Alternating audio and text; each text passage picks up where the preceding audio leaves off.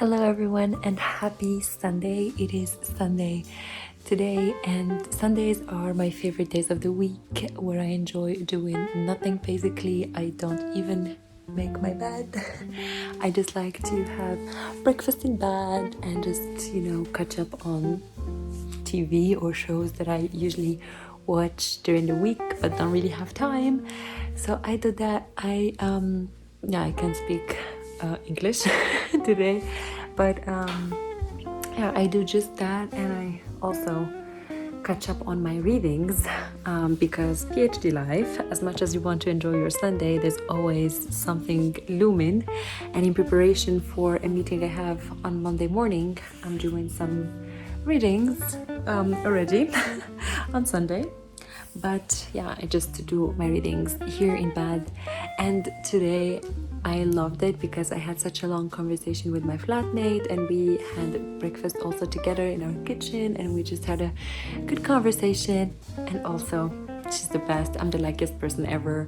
She is practicing for Thai massage because she is a Thai massagist and she needs practice, and because of lockdown situations, she can't really practice on people, and she very kindly asked me to be her subject for practice, and for me it was like an absolute yes, and she did it on me, and it was amazing because basically the Thai massage is like someone doing yoga on you. But it was amazing because you really get to stretch your body and do twists, and I definitely heard some cracks. But it was amazing. It was like an hour and a half of pure enjoyment and bliss, and she's the best.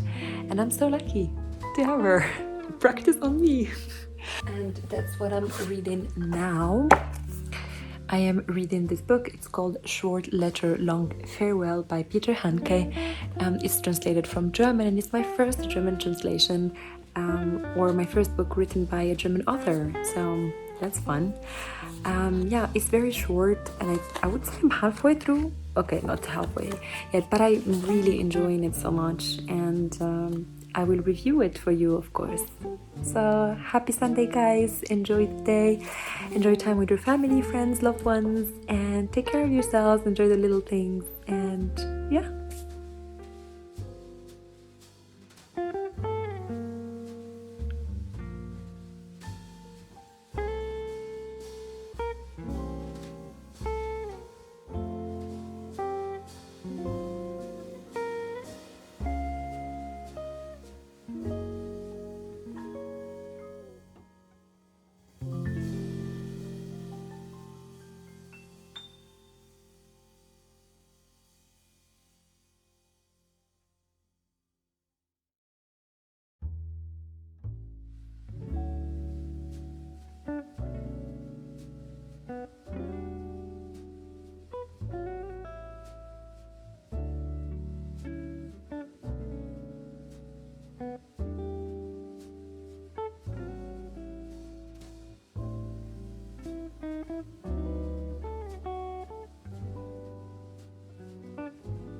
It's snowing. It's a little snow. What is the sound though? Yay!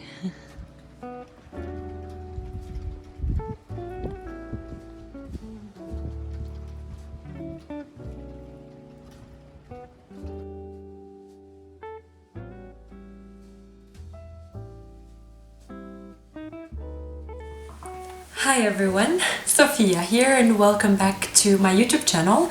I hope you did enjoy this little section or this little vlog. This is an idea that came up into my mind lately. Many of you have asked me to post more vlogs, but I just feel that I can never fit them into the overall idea and brand of my YouTube channel, because I always like to post things that inspire you. If you do find inspiration in vlogs, I'm very happy to film more, but I think that this hybrid model of a vlog with a book review makes a lot of sense, and yeah, just keeps my head quite wrapped around the idea that I discuss mostly in this YouTube channel. So I hope you enjoyed that little Sunday with me. And as you have seen from the vlog sequence, I was reading back then the book that we are reviewing today, and that is Short Letter, Long Farewell by Peter Handke. This is translated from the original German. The author is Austrian, even though a lot of people keep referring to him as German, but he is Austrian, and the book was first published in German under the title Die Küssebriefe zum langen Abschied. Yeah, the author actually won a Nobel Prize. I stumbled upon this book while looking for more international books, as I want to immerse myself more into different sort of literatures and world literature instead of only literature, American literature or British literature or English literature in general. And translations and translators are our hero, just like the translator of this book, Grail Marcus. So yeah, translation. Here we are. Let's talk about this this book. So in this one we follow this they keep once again referring to him as German man, even though I would argue that he is Austrian, as he arrives in America. And at the beginning of the book he flew from Austria to America looking for his wife, or following his wife Judith. They have had marital issues, and they are thinking about splitting up. And as the book progresses, we can see that this relationship, or this looking for one another, gets more and more toxic, and also more and more kind of morbid, but of course that speaks of a whole other thing about this book. So yes, this man arrives in the US, and he is trying to follow his wife and looking for her in an attempt to maybe talk to her. And what we end up following is a road trip across the country, and it is a beautiful metaphor. So I would argue that this book is a complete metaphor form. And this movement and this travel and this voyage is the theme so central to the book for a specific reason. So first of all, just let me give you a very brief impression about one of the reasons why I love this book. I always love books about travel and road trips, and especially when these road trips are in America, I always feel this really nice sense of nostalgia, but also this sense of longing when I read them, and they make me feel a different array of feelings. But this book is mostly this main character trying to explore his conscious being and his identity. The whole book is an identity quest, basically. And there is a very strong central idea and argument that I feel Peter Handke is trying to get through, is that looking for oneself comes with some sort of movement. So we can see that our main character, when he first comes into America, he is very excited and impatient to change. He wants to change, he wants to see himself changing, and throughout all the people he meets and the interaction he has, he keeps always reflecting on this idea of changing, of becoming someone else, and finally detaching from this version of himself that was in the past, both as a past self with his past relationship with Judith, but also evoking his childhood memories in Austria.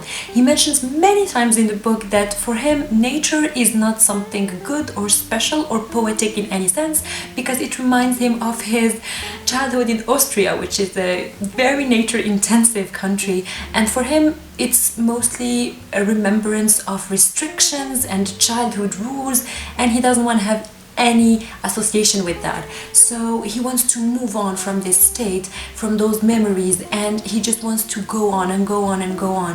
However, in many times he finds himself still, mostly when he's sleeping or when he meets this couple, he always reflects on this idea of standing still and how claustrophobic that makes him feel. It's all about looking for oneself as we move on with this form of voyage and exploration. And I think that the book has been linking exploring America with exploring the character's own consciousness as deep as it goes. And interestingly enough, this book reads like a loop, because at the end of the book, and I'm not spoiling because this is not really any action-packed book, Judith starts looking for him instead of him looking for her, and this basically is a representation, according to my interpretation, of a loop that you go through when you're in a relationship. You know, you get to know someone, then you leave this story, then you kind of leave them, but then they're always with you, and it's this perpetual cycle of looking for one another, following one another maybe, because at the end of the book she starts looking or like running after him, and then they both meet at the end, and they reflect on their story. And the book closes by mentioning that a story at the end of the day will eventually end up being another memory, no matter what you've been through with this person, or you know what you think the feelings or like your intense feeling might evoke. At the end of the day, everything is a story, and I really love that ending. And also what I also loved is that it is also a it also is a I wouldn't say a social satire, because that there's nothing satiric about this book, but I would say maybe it is a commentary at American society, and there is a lot of talk here and a lot of insinuating into American nationalism, or how Americans view things versus how a Germanic person would see that. And I thought it was fascinating for me as someone who's living in Germany, and you know, being around the German, having bonds with German friends, colleagues, and so on and so forth, and also having lived in America and having American friends and American acquaintances and so on and so forth, to make this bridge. And the accuracy was so on point most of the time. It's this Austrian guy trying to understand, why are these people so patriotic? Why is everything a reflection of the community and the country? Whereas for him, he is basically just an individual trying to find himself. So we have this contrasting views of collectivism versus individualism, even though obviously the US is not really that much of a collectivist society, well, at least according to Hofstede dimensions whatsoever. But definitely, you know, in the sense where you look at yourself as part of this great country, whereas this German man just wants to build this bridge between him and whatever memories or ties that maybe confuses his sense of identity. There are some really nice quotes from this book, and one of them is about time, because there's also a lot of exploration of time and space and how they play into forming a being and the essence of oneself. By the way, this book is very philosophical in a very non-philosophical form, and this is very typical of all Nobel Prize winners, at least the ones I've read so far. They have this great ability to, once again, I think I even make an exact note about what they have. Yeah, I wrote here that all or most Nobel Prize winners, they have this ability to reconcile, what is this? Narratives with philosophical current.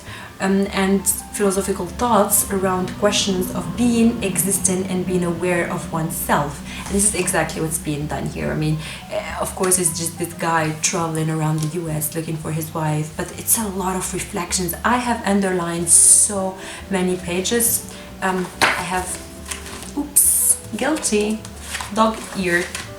But wait, there is this very nice quote I want to read to you guys about. I need my glasses for this though. Where are my glasses? Let me get them. Okay guys, we have the glasses now.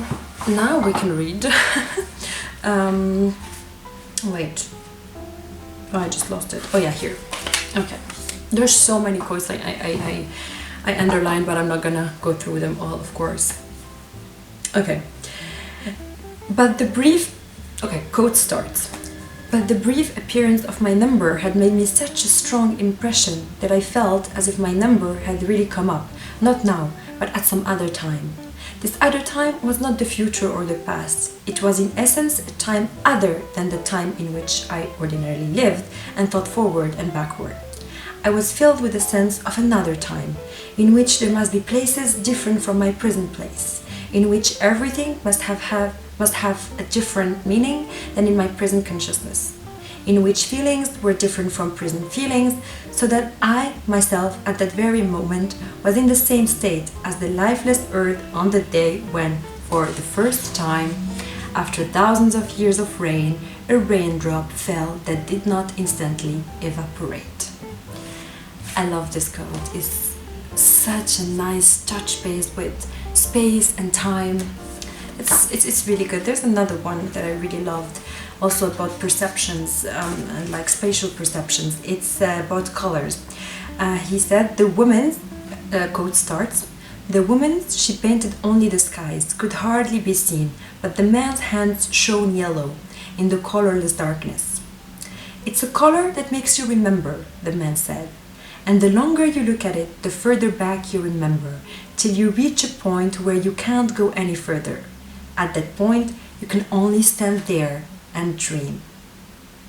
Yeah, that's about memories and nostalgia and remembrance, and how remembering is basically this travel throughout spaces and times. Overall, I really enjoyed this book. This was nothing you would read in one sitting, or nothing you would read in like, you know, just to have fun. It's a heavy book that you have to read very slowly and take in every paragraph, every sentence, and truly read between the lines. It's small, but it took me such a long time to read it, and I enjoyed it. I knew that it's not something I would pick up between work. No, it's something I had to kind of book a special time of the day for it to fully immerse in the book. If you do some research on Peter Handke, you would see that he was a little bit of a controversial literary figure because of some of his political stands, also some of his languages, but this book is written in the 50s anyway, so there was a lot of issues with a lot of vocabulary and literary vocabulary used at the time. But he was involved somehow with the Serbian conflict back then. He was politically problematic, but I don't understand really why they are shedding the light once again on this, because that's not the point. I think his political stand and point of views are his and his only, and that has nothing to do with his literary work. Great work for that matter, and I enjoyed it. And honestly, I like to draw a line between politics and literature and just consume whatever I think is good for me and good for my heart and for my, you know, soul. And that was one of these books. So that's my ramble about it. I'm so happy I got to speak about it finally, because I've been keeping these thoughts in my head for a while. But that was a very deep talk. I just realized not all the books are going to be like this. Some books we're just gonna read because we just want to fly somewhere and just have a fluffy little light feeling, like when you eat cake, you know, and then you have a sip of coffee. Anyways, guys, thank you so much for sticking around for so long, and there is the sun directly into my face. Don't forget to follow me on Instagram if you haven't, or if you aren't yet, and I will talk to you guys in my next video. Bye bye.